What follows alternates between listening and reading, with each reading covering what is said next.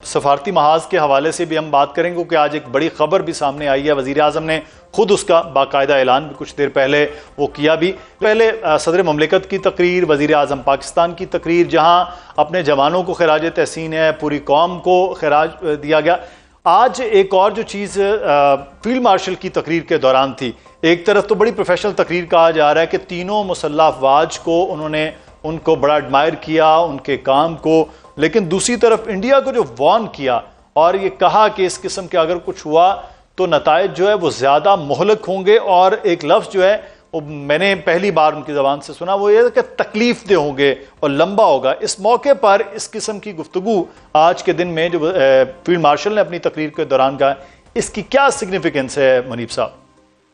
देखिए, इसकी सिग्निफिकेंस सबसे बड़ी ये है कि भारत एक फॉल्स फ्लैग ऑपरेशन और प्रॉक्सी वॉर्स तो पाकिस्तान के खिलाफ करता रहा है। ये मार्का हक में बदतरीन नाकामी के बाद जो भारत की पिटाई हुई है, उसके बाद वो बहुत जिसे कहते हैं रिडिकुलसली अपने डिफेंस बजट को उन्होंने बाकायदा एयर ब्रिज एस्टेब्लिश किया, बेशुमार बाइंग की अपने दिफा को मजबूत करने के लिए।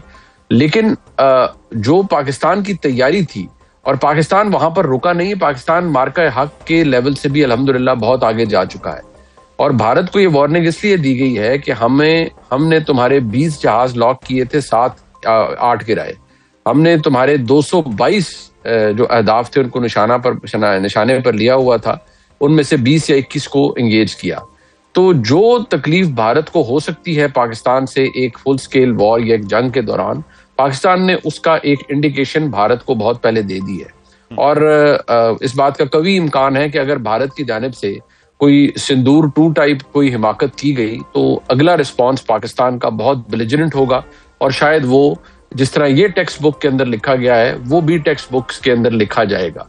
और नरेंद्र मोदी ने जो चूरन बेचना होता है सियासी तौर पर, वो चूरन इंडिया में तो बिक जाता है लेकिन वो दुनिया में नहीं बिकता।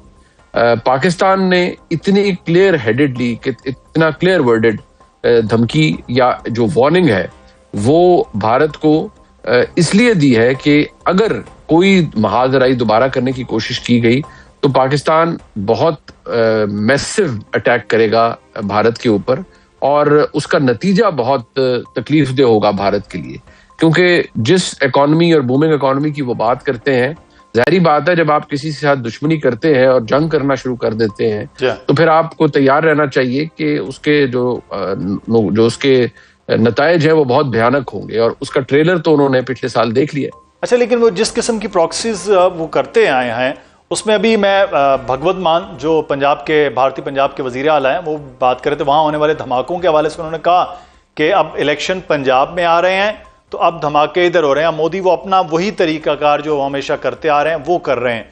तो फिर आप समझते हैं इस किस्म की कोई चीज़ जो है वो फिर नजर आए? क्योंकि अब तो उनके अपने सियासतदान भी मोदी पर उसी तरह के इल्ज़ाम लगा रहे हैं जो बात इतने सालों से पाकिस्तान करता है। देखिए, भारत में बदकिस्मती से उनका एक जो कॉम्प्लेक्स है या पैरानोया है वो पाकिस्तान पहले दिन से रहा है।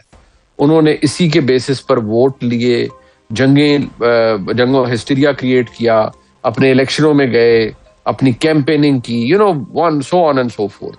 लिहाजा जो सिचुएशन भारत की बहसियत रियासत थी वो उनकी सियासत में एंटी पाकिस्तान नैरेटिव को वो बड़ा काउंट करता है और वो बड़ा उसका एक मेजर पोर्शन होता है। जबकि पाकिस्तान के अंदर ऐसा कुछ नहीं है। यहाँ भारत इलेक्शन मुद्दा तो कभी रहा ही नहीं है भारत किसी भी इलेक्शन के अंदर फॉर दैट मैटर। लेकिन इशू ये है कि जो कुछ उन्होंने किया है, जो कुछ उन्होंने माजी में किया है, वो अब भी वही करेंगे। और आप यकीन रखिए कि पाकिस्तान को इस बात के मुकम्मल इदराक भी है। पाकिस्तान बहुत चौकन्ना है, बहुत तैयार है कि भारत की तरफ से इस तरह की कोई भी शर्मगेजी दोबारा की जा सकती है। एक झूठा बयानिया दोबारा घड़ा जा सकता है, लेकिन नताइज पहले से भी ज्यादा तकलीफदेह और सख्त होंगे। ये बात भारत को भी पता है। और पिछली दफा की जो उन्हें मार पड़ी है, आई थिंक वो हील होते हुए बड़ा टाइम लगेगा। बिल्कुल। अच्छा मुनीब साहब, आज सदर वजीर आजम पाकिस्तान मौजूद थे और वज़ीर आज़म पाकिस्तान या आर्मी चीफ ने उनको बताया भी है कि ईरान ने अपना जवाब जमा करा दिया है पाकिस्तान और पाकिस्तान के ज़रिए ये हो जाएगा। खबरें ये भी हैं कि चाइना जाते हुए या आते हुए ट्रंप भी पाकिस्तान आ सकते हैं और बातचीत भी, ये मुज़ाकरात दोबारा सिलसिला हो सकता है। तो पाकिस्तान के सर एक और ट्रॉफी भी सज सकती है जो अमन के लिए पाकिस्तान कोशिशें कर रहा है। क्या इस बारे में खबरें? जी, इसकी बहुत ज्यादा लाइकलीहुड है कि ये हो सकता है। जो पाकिस्तान को जवाब मौसूल हुआ है, जिसका खैर वज़ीर आज़म ने अनाउंस भी कर दिया कि वो जवाब मौसूल हो गया है, बट इशू ये है कि स्पॉयलर्स भी मौजूद हैं। पाकिस्तान को जो कामयाबी मिली वो ये थी कि एक इतना पुराना कॉन्फ्लिक्ट, उसमें फरीकैन को बिठाया, सीज फायर को पहले इंश्योर करवाया, फिर उसकी एक्सटेंशन करवाई और अभी वो जारी है सीज फायर, यानी कि कोई जंग नहीं हो रही, कोई बम्बार्टमेंट्स नहीं हो रही। ये बहुत बड़ी सक्सेस है पाकिस्तान की। और पाकिस्तान का इस वक्त जो हॉटलाइन है वो दोनों दो ममालिक के दारुल हुकूमत है, यानी तेहरान और वाशिंगटन डीसी, वहां पर एस्टेब्लिश्ड है, मौजूद है और राउंड द क्लॉक उसमें नेगोशिएशंस हो रही हैं, उसमें राब्ते हो रहे हैं और दोनों फरीकैन पाकिस्तान के ऊपर भरोसा कर रहे हैं। दुनिया के अंदर, इस रीजन के अंदर कौन सा मुल्क ऐसा है जिस पर किसी और ने कहा कि आप उस पर कि वो इसमें शामिल हो जाए? दोनों फरीकैन ये कह रहे हैं कि पाकिस्तान ये कर रहा है और पाकिस्तान ही की वजह से सिलसिला, ये मामलात आगे चल रहे हैं। ये बहुत बड़ा क्रेडिट है, एक बहुत बड़ी डिप्लोमेटिक कू है मैं समझता हूं, जो कि इस खित्ते के अंदर पाकिस्तान को नसीब हुआ, पाकिस्तान ने किया। और अगर आज ये सीज फायर ऑलमोस्ट परमानेंट हुआ है और अगर ये जंग बंदी मुकम्मल हो जाती है तो दीगर मामलात तो तवज्जो तलब है, वो बहस तलब है, उनमें नेगोशिएशन भी होगी, बातचीत भी होगी और कोई ना कोई मिडिल ग्राउंड कहीं ना कहीं जाकर तो मिल ही जाएगा और दोनों साइड्स किसी एक जगह जाकर तो इंसाइड करेंगे। लिहाजा पाकिस्तान हमारे लिए, मेरे आपके लिए, हम सब के लिए जो बायसे फख्र बात है वो जंग का खत्म होना या जंग का बंद होना, कम से कम ये एक बहुत बड़ा हमारा एजेंडा आइटम नंबर 1 भी यही था और अल्हम्दुलिल्लाह पाकिस्तान ने वो अचीव किया। अच्छा, एक और चीज़ जो आपने बात करें, आपके लिए, मेरे लिए फ़ख्र है, आज का दिन भी, बल्कि पिछले 4 दिनों से हम देख रहे हैं, आप लाहौर में, मैं इस्लामाबाद में, दोस्त कराची, पेशावर, कोयटा, कश्मीर से लेके पूरा मुल्क जो है वो फेस्टिविटी में है। इस पोलराइजेशन के दौर में कौम को जो इस जंग के बाद 1 साल में यूनाइट किया है, ये एक बड़ी पॉजिटिविटी इन पाकिस्तान वो हमें नजर आ रही है। मुनीब साहब देखिए, बड़े कम मौके होते हैं मुदस्सर इकबाल साहब, लोग, क्योंकि ये जो चीज है ना, ये जनरेशनल है।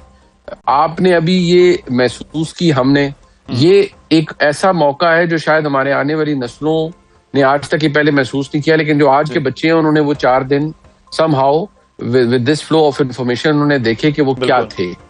और जाहिर बात है ये चीज हम अपने बच्चों को जब आगे ट्रांसफर करेंगे उन्हें बताएंगे कि ये वो 4-5 दिन थे जिसमें पाकिस्तान ने एक तारीख रकम की।